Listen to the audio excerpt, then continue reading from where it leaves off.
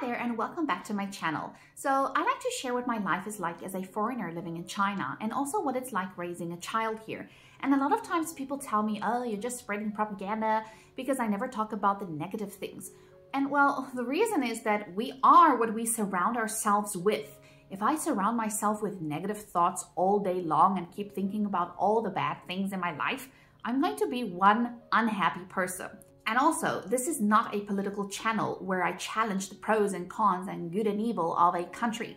I simply share what my life is like because we live such an unusual, adventurous life here. So today, I'm going to venture over to the dark side and share with you all some of the challenges and difficulties I face as a foreigner in China. I will repeat that again. This video is about difficulties I face as a foreigner in China. I just want to make that clear because sometimes people don't even pay attention to what my videos are actually about. Now, before anyone in the comments tell me, if it's so difficult, then go home, the fact is it's much more complex than just go home. And without going too much into my personal reasons, I have to say that I love living here. I truly do. Does that mean that my life is all rainbows, butterflies, and unicorn farts? Of course not. Anything you do in life has things that are difficult or hard to face. So without further ado, here's a list of things that I find difficult about living in China as a foreigner. So this is obviously an easy one to understand. It's hard to be separated from your family.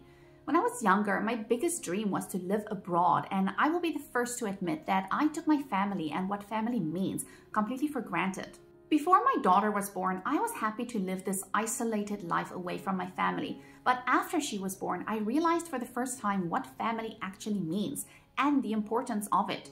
And now I actually dream of having a big family. Although sadly, I don't think that would ever be a possibility for me. Being away from my family is particularly hard during Easter, Christmas, Mother's Day, Father's Day, and birthdays.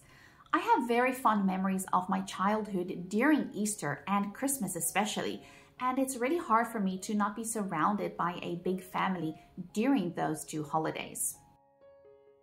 If you watched some of my other videos, you will know that I lived in the US for 2 years when I was 20 years old. And in the US, it was easy to blend in. The only time people realized I was an outsider was when I opened my mouth and they heard my accent. In China, though, it's a little bit more difficult to hide the fact that you are an outsider and kind of out of place. Chinese people are very friendly to foreigners, or at least from my experience, people in Shenyang are. And no, I'm not saying I've never had a bad encounter with a local. The world is made up of good and bad eggs, no matter where you go. The fact is that even when you speak some of the language, to a certain degree, you just always feel like an outsider. When I'm walking through a big crowd of people, for example, the subway, I feel like I have a giant bullseye on me because I just know I'm standing out like a sore thumb. It's not necessarily anyone making me feel like an outsider. It's simply me knowing I'm different than everyone else around me, and this is not my permanent home. Most days, I just want to go completely unnoticed and kind of be invisible. The language is a big one, of course. When I came to China, I didn't speak a word of Chinese, and of course, neither did I understand a word. And I've never been more at peace in my life than at that time, because suddenly the world around me fell silent. People around me were always talking, and the city went on their normal ways. But to me, it wasn't anything I could understand, so it was almost like white noise. And for the first time in my life, it was just me and my thoughts. Then, of course, as the years went by and I started learning Chinese, that changed. Suddenly, I was aware of every time someone talks about me. I became aware of the fact that people are pointing me out. Some days I miss not being able to understand because I just get mad every time someone calls me a Russian or Ukrainian.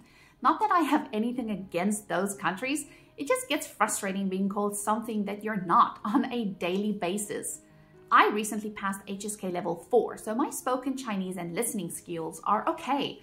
I get by pretty fine. I can buy what I need to. I can have small talk with people if I need to, but the level of conversation I'm able to hold is very generic. And yes, I know this is my own problem. If I want to be able to communicate on a deeper level with people, then I need to work harder to learn more. The truth is though, my brain is old and I feel like I've become incapable of learning at a fast pace. I'm constantly learning new words and phrases, but I'm still the one sitting off to the side while all the neighborhood moms chat away because I can't always follow the conversation and it's tough, which comes back to the point of being an outsider. I honestly think it's made me more of an introvert, which is funny because I used to be very eccentric and extroverted. Over the years, I've kind of learned to keep to myself and be on my own, in my own little world. At least I have a kiddo now who keeps me company, but some days I truly long for some solid adult talk. Oh, and I feel like I should mention this too, but Chinese is actually my third language. English is my second language. My native mother tongue is Afrikaans. So I can't help but feel a third language is so much harder to learn. And I honestly love speaking English. I think it's a very beautiful language. I think being an outsider, the language, and this one ties together with each other. I understand that it's not common to see foreigners, especially in Xinjiang, and especially in certain districts of Xinjiang too. And I get that people are curious and surprised. Heck, even we get excited when we see another foreigner. And it's become like a joke that we will always in a loud kind of whisper say, "Hey, Lao Wai." So I get it, I do. But this comes back to kind of just wanting to blend in and be left alone, especially on bad days.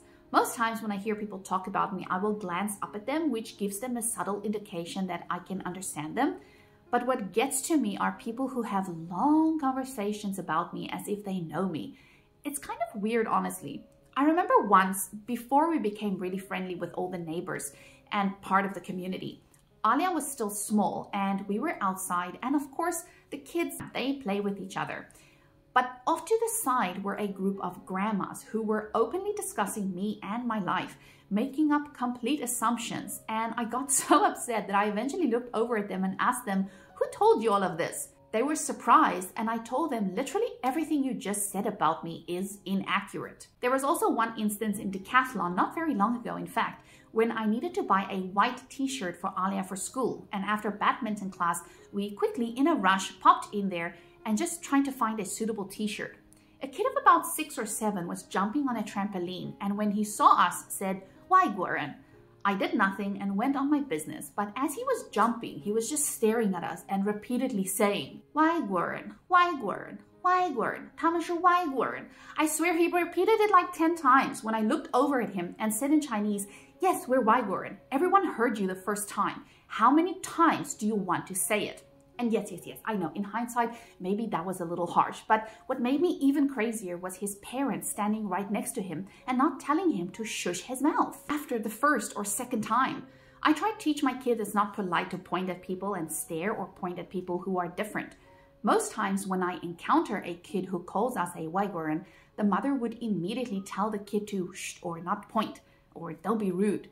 Which is great because yes, we are Waigoran, but at least gossip about us quietly because we do actually know when you're talking about us. But that doesn't mean that I myself am not guilty of something similar. When I moved to the United States, we had a week of orientation in New York City before being shipped off to different states. We were a large group of girls with the majority of them being German. I made a Namibian friend and we didn't get along with the German girls. And a lot of times we would talk about them in Afrikaans. Now, if you don't know Afrikaans, it's a language made up of Dutch, German, and French. And one particular day when I came out of the bathroom, one German girl asked me what language we were speaking, and then proceeded to tell me that the Germans can somewhat understand us.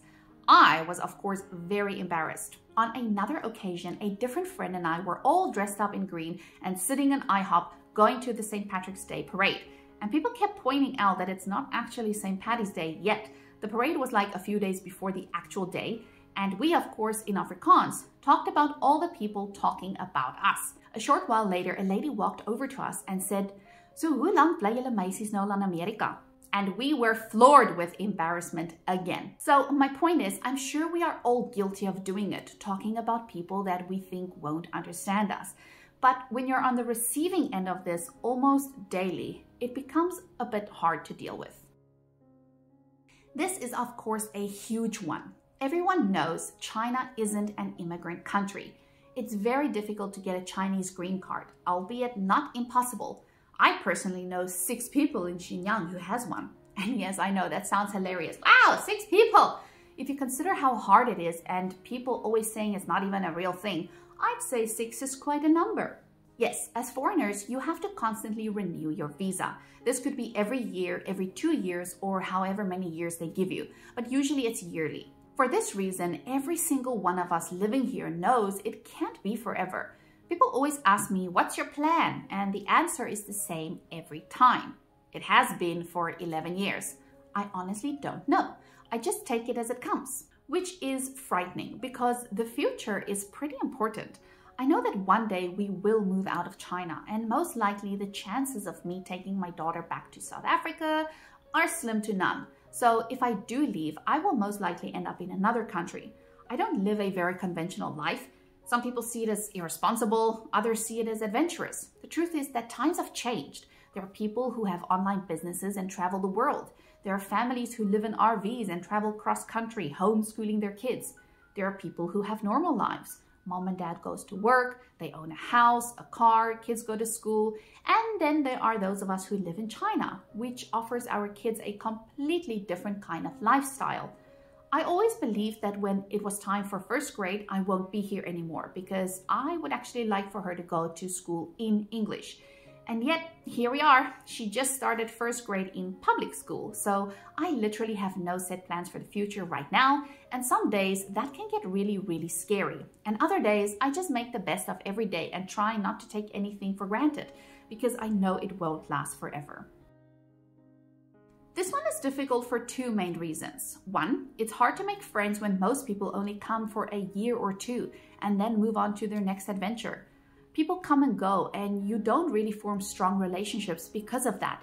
It's devastating having to constantly lose people every time they move away. And number two, it's very difficult to actually find people to connect with on a deeper level, simply because the number of foreigners are less, and you may not necessarily find the right people to connect with or people that align with your same interests and personality. I also feel like the friendships among the foreigners are not sincere. I had many friends when I was a young girl who went out every night. But once I got a bit older and I calmed down and I had my baby, everyone disappeared. I became even more isolated during my pregnancy and birth of my child because I lost all my friends. I had no family here, and on top of that, I was really struggling with coping and navigating motherhood as a new mom. I had one friend who stuck with me the entire time, and she is still my best friend to this day because she never abandoned me. It's also hard for me to make friends with the locals because I feel like they don't connect with me on that same level as their local friends.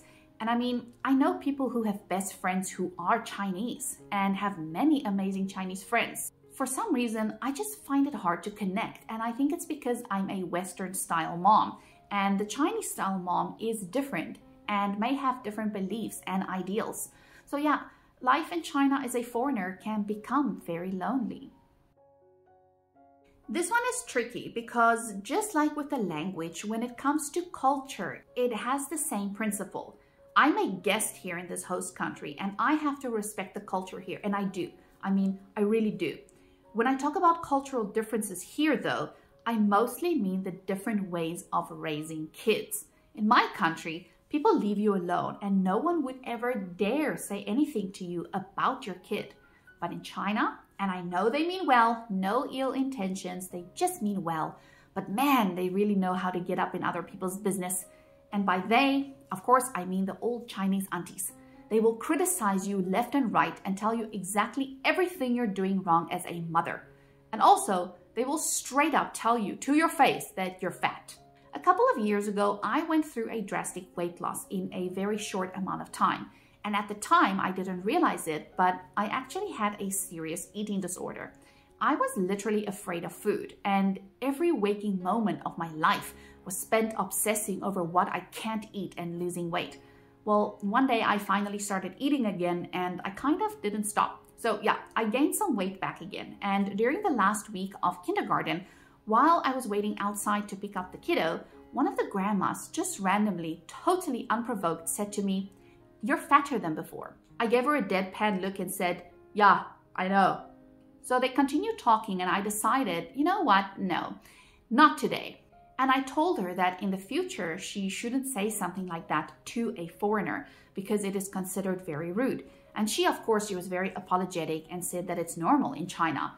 And it was at this point where I wished my Chinese level was higher, because I said nothing further, but what I wanted to say to her was, you don't get to make comments on someone's weight gain because you have zero context. What if I was pregnant?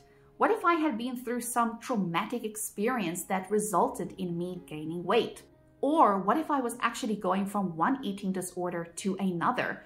You don't get to tell people that when you don't know them. My whole life, I've always had people in my ear telling me to watch my weight or lose weight, even when I weighed like 58 kgs in high school. And I understand that it's culturally acceptable for an old lady to call you fat. I think someone told me that it's a compliment actually, because it means you live well. But it's just not something I want to hear from strangers, especially when I've been hearing it for as long as I can remember. So yes, life in China is amazing. Our lives are so unconventional and adventurous. It feels like every day you learn something new, experience something new or unusual. You get to meet people from all over the world, from all walks of life. And I've gotten very used to all the difficulties we face compared to what we might face back home. You deal with difficulties and challenges no matter where you live. At the end of the day, it's all about what you make of it and how you choose to let those things affect you. If I had to sit in a corner every day and cry because, oh, poor me, I'm an outsider. Oh, poor me, they called me fat. Oh, poor me, I have no real friends. Well, then my life wouldn't be very enjoyable. So instead, I choose to live every day to the fullest and make the most out of every single experience. And trust me, there's a lot of things in my personal life that I do not share on YouTube that would make your average person on the street feel like a failure and just lead a miserable life. But I learned long ago that you make do with what you have and you make it work. I've accepted my fate in life and just try to survive day after day. So I choose to be grateful for what I do have. I don't let the challenges define my experience as a foreigner in China. I simply accept them, learn to live with it, and carry on with my life. If you're a foreigner living in China, tell me down below what the hardest things about living in China is for you, and if you find similar issues to what I mentioned. As always, thanks for watching and see you again next time.